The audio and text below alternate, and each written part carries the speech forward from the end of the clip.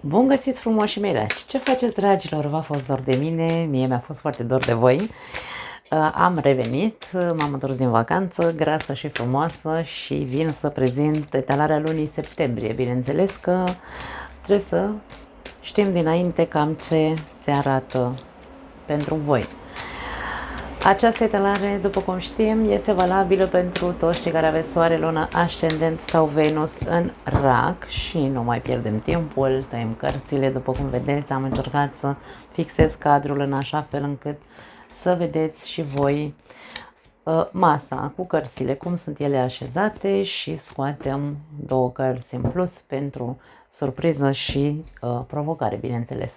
Energia voastră în luna septembrie, 3 de bâte, interesantă energie, o energie de vizionar, să spunem așa. Ori tu ești, hai să spunem, pregătit să schimbi viziunea, ori ai planuri de viitor și ești centrat pe acest viitor. Hai să spunem că ai o viziune diferită în ceea ce privește viitorul tău decât ai avut până acum. Poate că ai început deja să vizualizezi altă viață pentru tine, de ce nu? E foarte interesant ce vedem. Situația, rege de bâte. Regele de bâte poate fi o energie, să spunem așa, ca situație, da? O situație de acțiune, de încredere, sau în situația în care te regăsești trebuie să intri în atitudinea regelui de bâte, în care să fii un pic mai pentru tine, un pic mai egoist, un pic mai mândru, să spunem așa, și să preiei frâiele într-un fel sau altul unei anume situații din viața ta. Vom vedea în clarificări ce vrea să iasă, însă eu simt că aici e vorba despre o atitudine pe care tu trebuie să o îmbraci, dacă vrei, în care să te gândești mai mult la tine. Hai să vedem la ce se referă. Ok, wow, au sărit 3 cărți. Bun, prima care a sărit este 8-ul de monede, 10 de monede și judecata. Foarte interesant. Acum situația se poate referi la o clarificare, o împăcare cu cineva din familia ta, fie că e un partener de viață, fie că este un membru al familiei tale, fie că nu contează, da? Când vorbim despre familie, include tot. Mamă, tată, bunici și frați, surori, habar n-am, partener de viață, da? 8-ul de monede ne arată că tu ești pregătit să preiei conducerea, să preiei, hai să zicem, să faci tu primul pas, să depui eforturi palpabile. Da? Aici vorbim despre 8-ul de monede, care este, ne arată o imagine a unei persoane care face eforturi palpabile să îi iasă lucrurile bine. Dacă are legătură cu o împăcare, da, cu anumite lucruri care poate s-au spus, nu știu, aici e vorba despre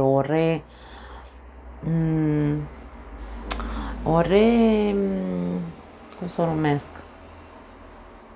În spaniolă se zice renovare, nu știu dacă în românește sună a ceva, da? O,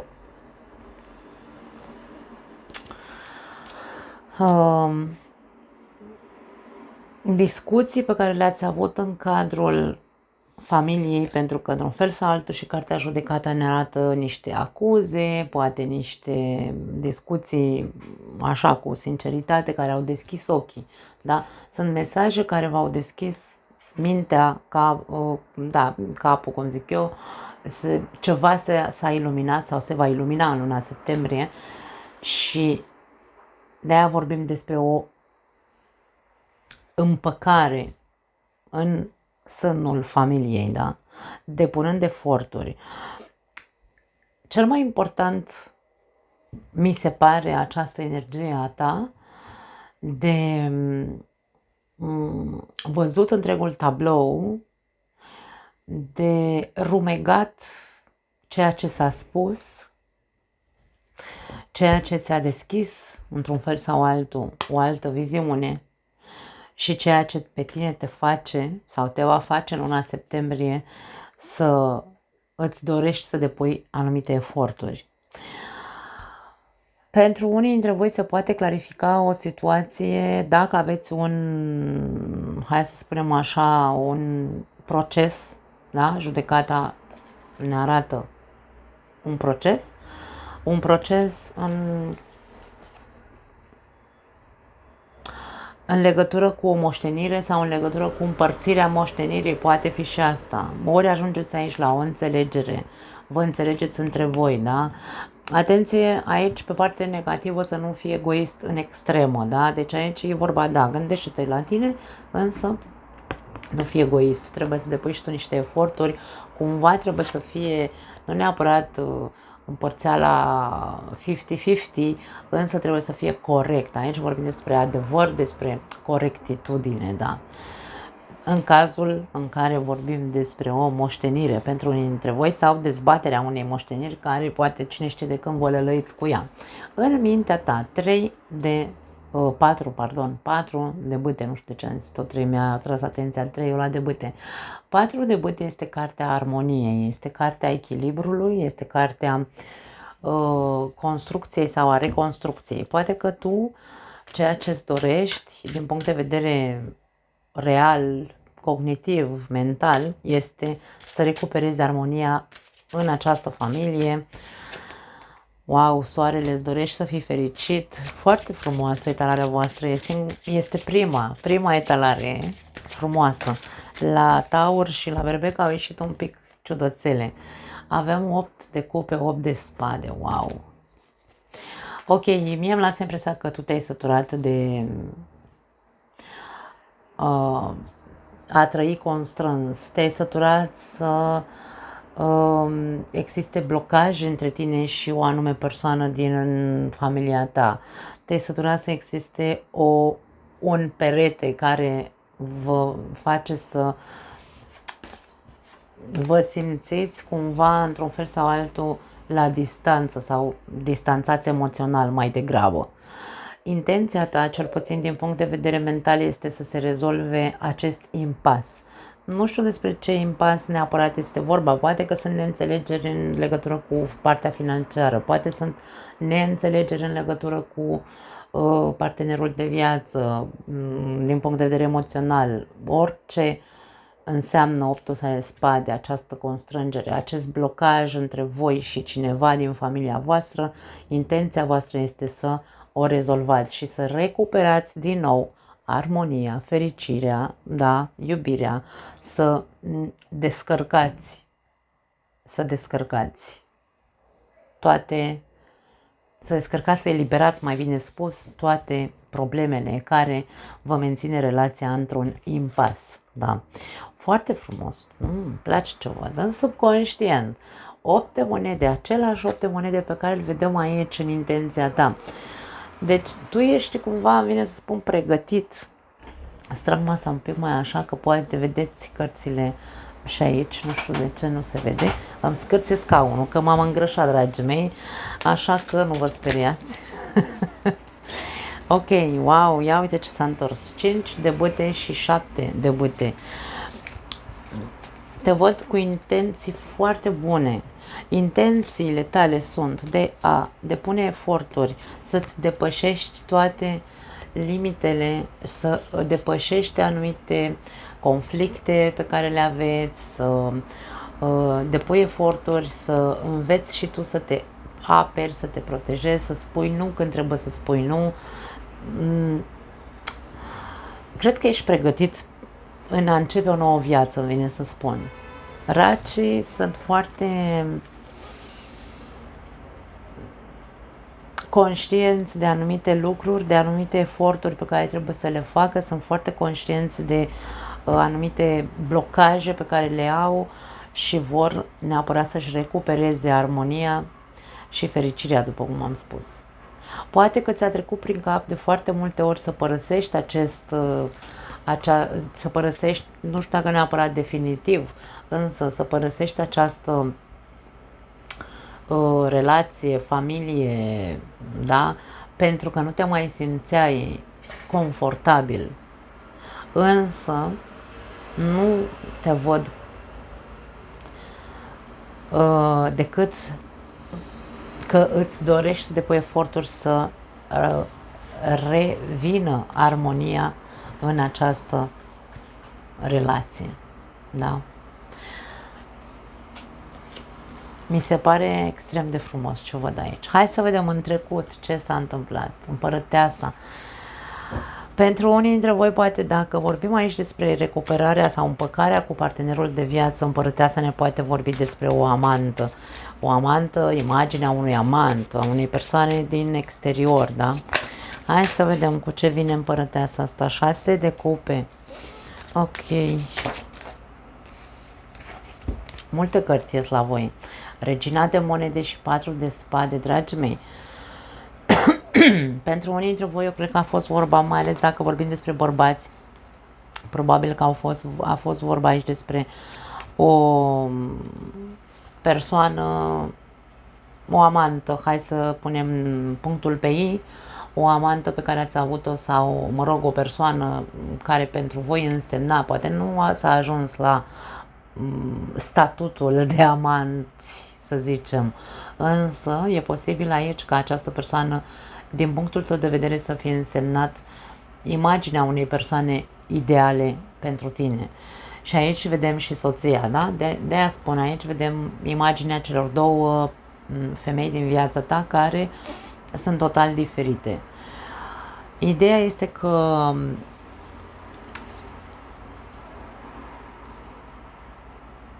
probabil de cel puțin 6 luni, nu vreau să zic 6 ani, da? Pentru că mi se pare extrem de mult. Imaginea acestor două persoane sau prezența acestor două persoane în viața ta te-au consumat foarte mult. A trebuit să meditezi profund ce-ți dorești de la ambele sau ce-ți dorești de la una dintre ele.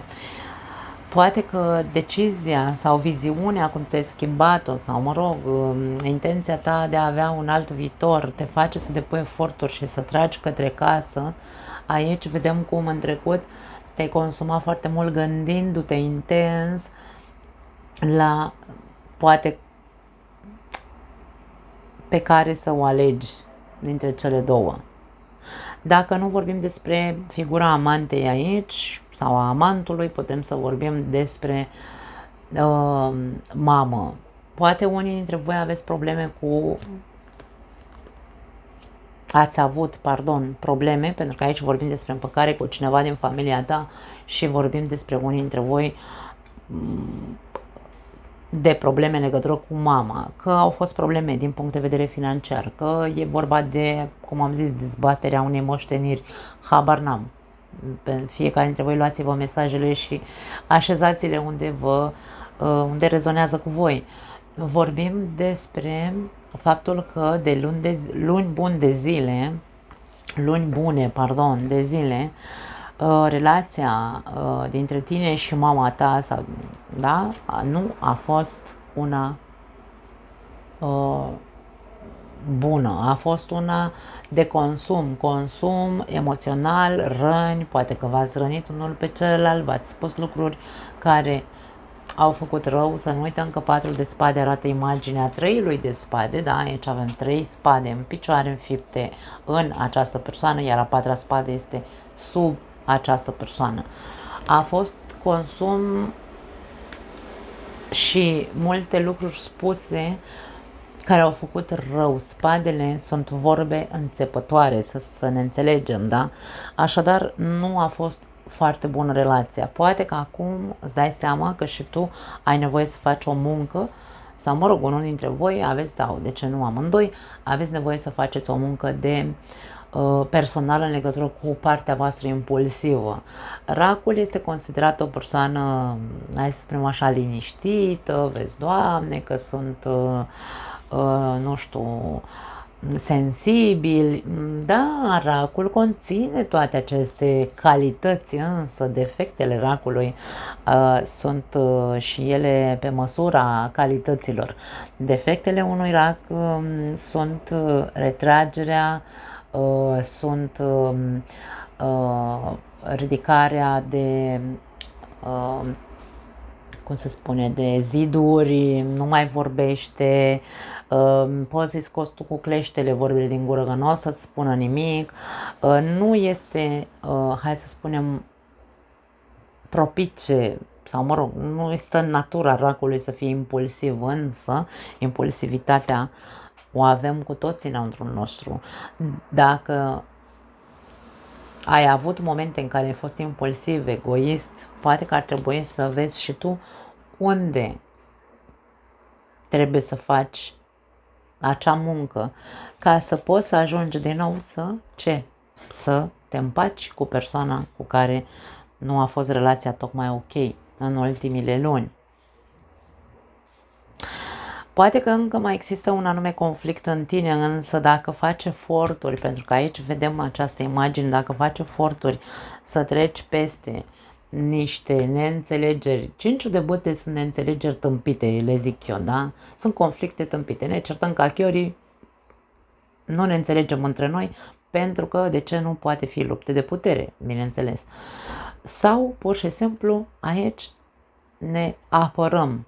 În loc să comunicăm, intrăm în polemici și ne apărăm. Da? Ridicăm garda și zicem gata, despre asta nu mai vreau să vorbesc. Și este un defect al jacului. Însă dacă și tu depui eforturi să vezi ceea ce comportamentul care nu a fost ok din partea ta, de exemplu, dacă faci eforturi, totul pare că este foarte pozitiv și intențiile tale văd că sunt pozitive, însă poate trebuie să faci anumite eforturi. În viitor, următoarele 3 luni de zile, spânzuratul ăsta a tot ieșit la toate zodiile.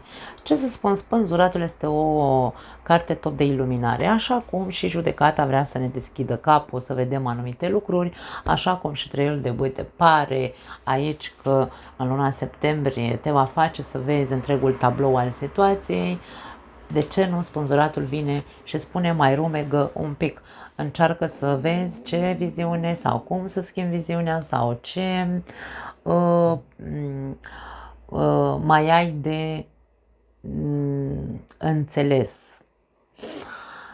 Spânzuratul ne vorbește despre răbdare într-un fel sau altul. Trebuie să învățăm să avem răbdare, să se așeze lucrurile, să gândim pe toate părțile problema cu care ne confruntăm ca să o putem în sfârșit să ajungem la claritate. Da. Hai să vedem cu ce vine. Nu este o carte rea spânzuratul, da?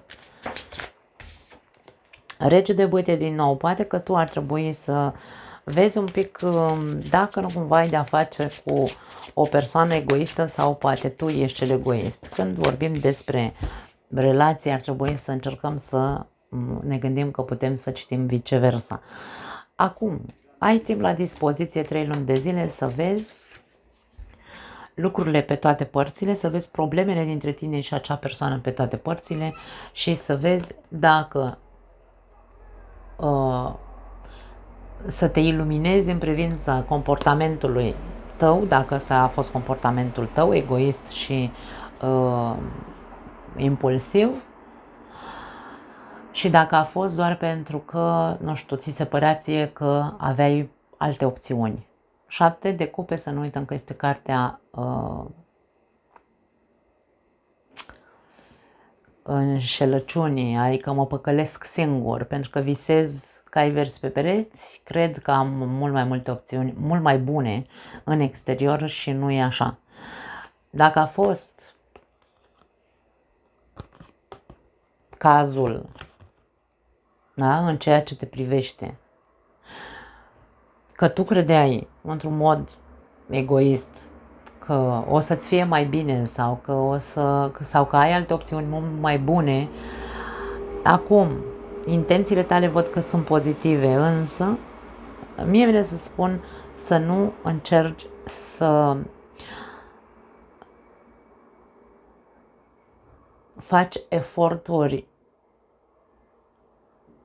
din impuls ca să-ți dorești să-ți demonstrezi sau să-ți dorești să-i demonstrezi celuilalt, uite că eu fac. da?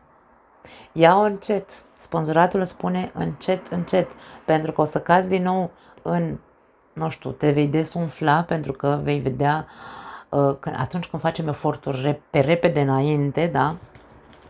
Avem o imagine interesantă aici. Când facem eforturi pe repede înainte cu regele de bâte, vrem să avem rezultate imediate. Și aici e exact invers. Ți se spune nu căuta rezultate imediate. Pentru că aici e posibil ca tu să-ți faci o iluzie. Lasă că să vezi că dacă depun eforturi acum în septembrie, până la sfârșitul septembrie totul o să fie bine, o să fim iar în armonie, o să fim fericiți, nu știu eu ce gândești tu aici, însă e posibil să te lovești de exact invers. De aia spun, nu trebuie să fii repede înainte. Încearcă să îți iei timpul necesar, să gândești ca lucrurile se facă bine. Dacă vorbim despre a doua variantă în care tu ai de-a face cu o persoană egoistă care visează cai verzi pe pereți, tu trebuie să fii cel care, într-un fel sau altul, aș spune, să ai un pic de răbdare cu persoana asta. Să încerci să îi arăți, da? Să îi arăți că tu ești dispus să depui eforturi, însă nu vei aștepta cumva la infinit să vezi eforturi și din partea celelalte persoane. Da. E o muncă dublă, aș spune, pentru unii dintre voi. Nu e o muncă doar cu voi înșivă. E vorba de a avea răbdare și de a-l înțelege și pe... de a-l face să înțeleagă și pe celălalt că dacă tu depui eforturi, eforturile trebuie să vină și din partea lui sau din partea ei.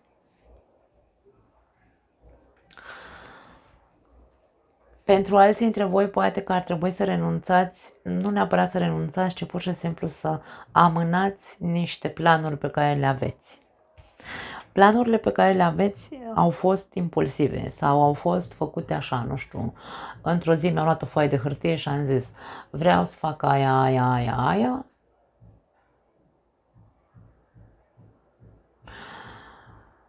dar dacă se poate fără niciun fel de efort, doar pentru că vreau niște rezultate, doar pentru că eu sunt cine sunt. Și nu e despre asta. Spânzuratul spune nu, ia mai evaluează un pic planurile astea pe care tu ți le-ai făcut, că nu par realiste, par așa, făcute pe repede înainte și parcă sunt fără noimă, fără sens. Da, nu știu de ce, pentru cine e mesajul ăsta. Hai să vedem provocarea pentru voi, nebunul. Un nou început, sunteți provocați la un nou început, la un nou drum. Cred că am văzut asta și la Berbec sau la Gemeni, nu știu dacă, nu știu exact la care dintre cele două zodii, însă nu contează. Avem un 5 de monede. Ți se cere curaj, ești provocat să fii curajos. Și 3 de spade, wow, dragii mei. Voi aveți foarte mare frică de abandon. Racii, da, au foarte mare frică de abandon. Sau frică de singurătate. Racul are nevoie să simtă că aparține unui clan, unei familii. Da? Așa cum aici văd în sufletul tău că vrei să depui eforturi să te împaci cu persoana iubită sau cu persoana cu care nu ai fost ok până acum. În același timp, provocarea pentru tine luna septembrie este să încerci să-ți învingi aceste frici. În momentul în care noi conștientizăm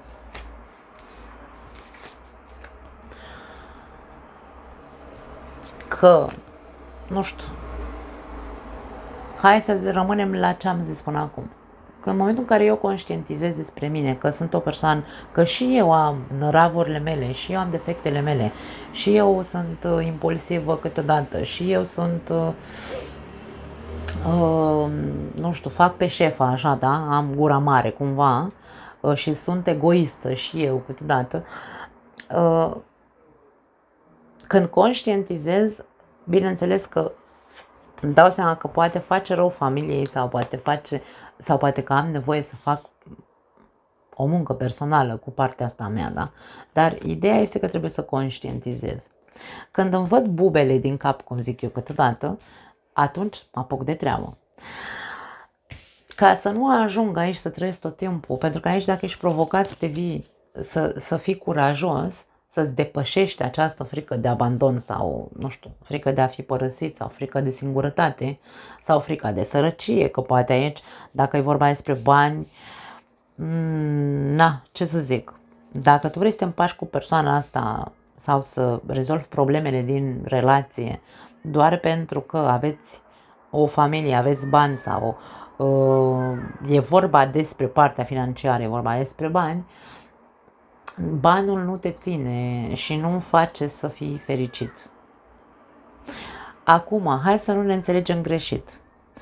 Banii nu aduc fericirea, se spune, însă o întrețin. Nu putem să fim așa capete tâmpite și să mergem în lume și să zicem pe mine mă interesează banii, pe mine nu mă interesează doar să nu sufăr, mă interesează... Nu, astea sunt baliverne. Cine vorbește despre faptul că banii n-aduc fericirea, să încerce să aibă foarte mulți bani și să vedem dacă o să fie sau nu fericit, da? Acum fericirea ține de mult mai multe lucruri, nu dacă îți lipsesc sau nu îți lipsesc banii. Ești provocat să fii curajos să-ți depășești aceste frici? Da. Ești provocat să începi un nou drum? Da. Dar acest nou drum trebuie, să zicem așa, pornit de la zero. Nu mai are ce să caute.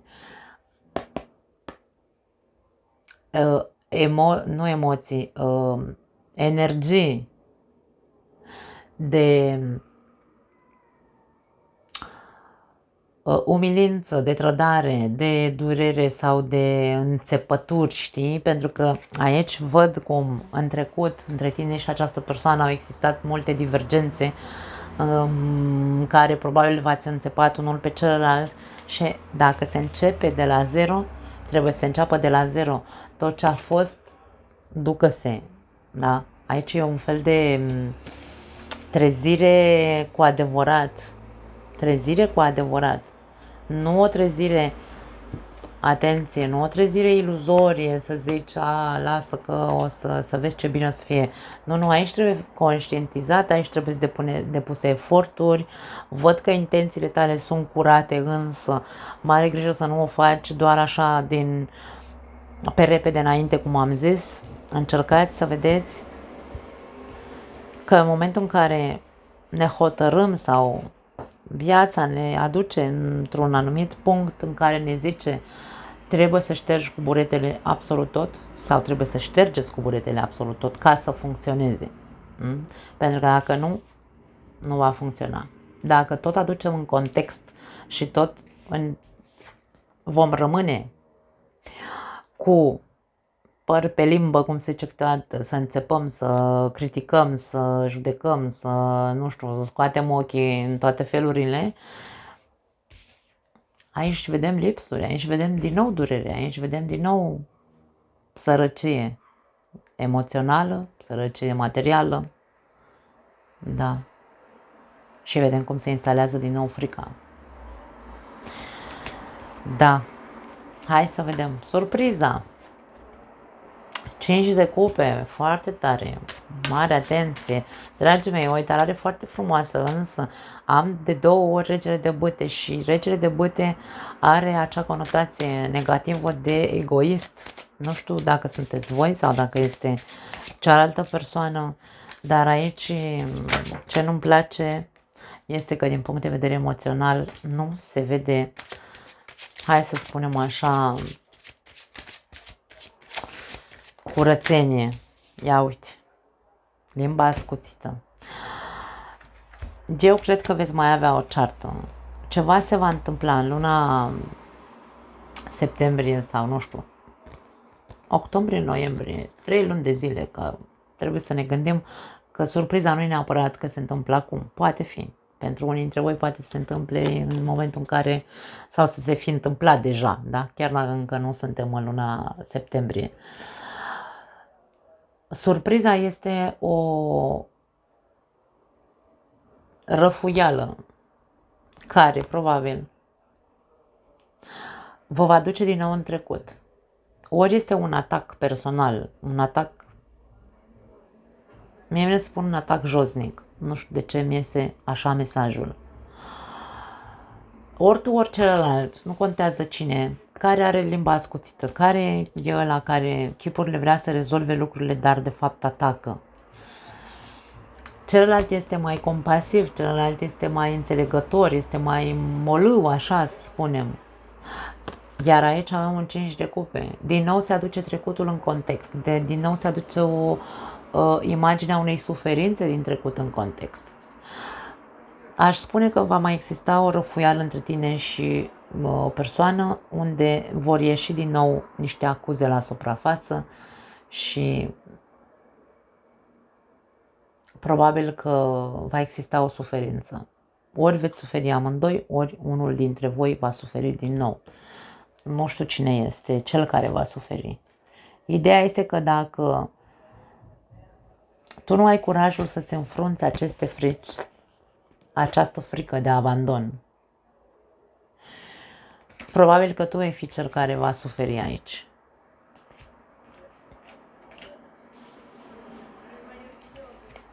Poate că nu te vei aștepta ca cealaltă persoană să atace din nou în momentul în care tu încerci să depui niște eforturi. Încerci să recuperezi armonia, echilibrul și să fiți din nou ok.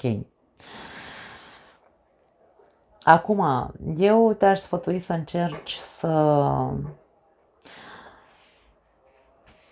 să evaluezi foarte bine.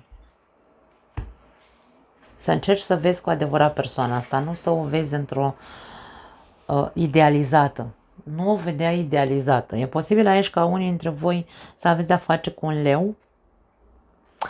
Poate că aici vorbim despre o persoană arogantă, o persoană egoistă, o persoană mândră, o persoană egocentrică,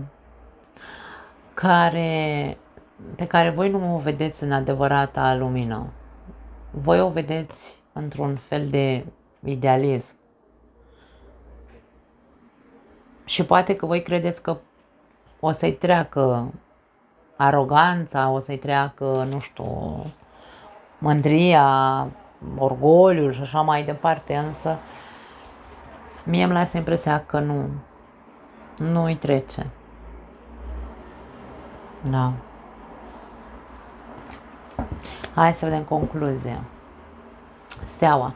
Concluzia cu steaua este, steaua vorbește despre speranță, vorbește despre împăcare, vorbește despre, din nou, compromis într-un fel sau altul, da? Participare, adică un soi de echilibru. Poate fi vorba și despre o idee genială. Hai să vedem cu ce vine steaua. Pași de cupe. E ok. Ok, vor să cadă două, le luăm.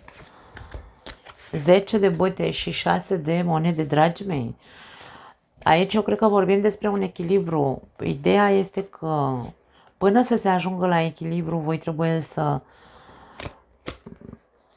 Steaua nu ne vorbește neapărat despre iertare, ne vorbește despre vindecare. Da? Concluzia este că indiferent că vedem aceste scenarii, că se depun eforturi, că poate sunt făcute din impuls, că poate viziunea ta despre celălalt este una iluzorie, că ai frici aici, frică de abandon sau de singurătate sau de sărăcie, că vor exista atacuri din nou, atacuri emoționale în care, sau o ceartă. Indiferent despre ce scenariu vorbim, aici vedem cum concluzia ne spune că se poate atinge un echilibru atâta timp cât ambii parteneri, pentru că de-aia pentru mine steaua reprezintă imaginea celor care se compromit și depun eforturi. Trebuie să existe un soi de echilibru într-un fel sau altul, da? Avem imaginea reciprocității în care ambii parteneri încet depun acele eforturi să depășească toate greutățile dintre ei, din relație, din familie și așa mai departe, toate problemele care s-au adunat, toate. Și nu e vorba despre iertare, ci este vorba despre sinceritate. Steaua întotdeauna vine cu sinceritate. Atâta timp cât nu suntem sinceri, atâta timp cât nu contribuim, pentru că de-aia contribuție amândoi, da? Nu contribuim din punct de vedere emoțional, din punct de vedere a empatiei, din punct de vedere al intențiilor, să fie sincere și să fie curate, nu știu, habar n-am ce să mai zic, înseamnă același lucru, relația nu va ajunge într-un fel sau altul la liman. Deci trebuie să conștientizăm în primul și în primul rând că trebuie să depuse eforturi de ambele părți ca să se producă acea vindecare și împăcare. Nu pot să spun altceva. Mie îmi lasă impresia că este o etalare extrem de frumoasă. Voi, nu știu ce să zic, alegeți ce credeți că rezonează cu voi, dar dacă trebuie să faceți eforturi alături de celălalt sau să-l faceți pe celălalt să deschidă ochii că trebuie să depună eforturi, da? Faceți-o. Pentru că racul de foarte multe ori se retrage, după cum am spus, și nu vorbește. Ar trebui să-ți depășești anumite limite și tu și să zici, ok, dacă ai ceva de spus, spune-i, pentru că celălalt nu e conștient. Sau, dacă este egoist, egoistul nu conștientizează, că se gândește mai mult la el decât la ambele tabere, să zicem așa. Da, foarte tare etalarea voastră, dragii mei, eu nu mai am altceva pentru voi, aștept să-mi povestiți, vă pupăcesc și ne vedem data viitoare. Ciao!